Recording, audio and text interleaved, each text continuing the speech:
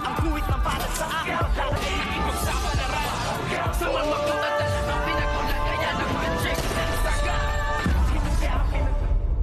Good morning and welcome sa aking munting channel.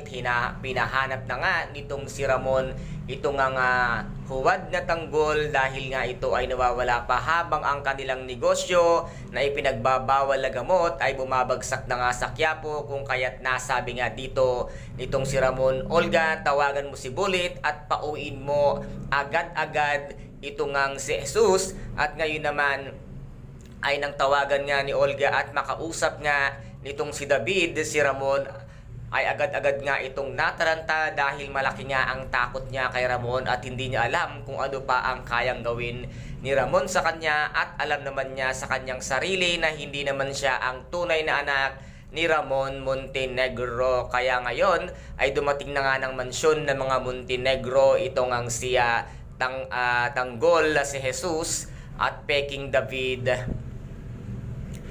Ay agad-agad siyang tinanong nitong ang si Ramon na saan ka nang galing, at sinabi nga niyang nag-enjoy at sa happenings, at dito nga ay nasabi ni Ramon sa kanya, nakuha mo ang magpakasasa at magsaya habang ang negosyo natin sa Quiapo ay bumabagsak na. At nasabi nga dito ni David nga na siya ay nagpapakasaya at nag-i-enjoy, ginagastos niya ang perang pinaghirapan niya at pera ng mga kabalyero, at dito naman ay hindi nakapagtimpi itong ang si Ramon, kaya't agad-agad siyang tinadyakan at nakatikim nga ng kamay ni Ramon itong ang si David. At nasabi niya nga dito na hindi mo makukuha ang pera o ang yaman ng mga kabalyero kung hindi ka nang galing sa mga Montenegro, at ang perang ng mga Montenegro ay pinaghirapan ko at pinagsikapan ko ang lahat ng yan, hindi katulad mo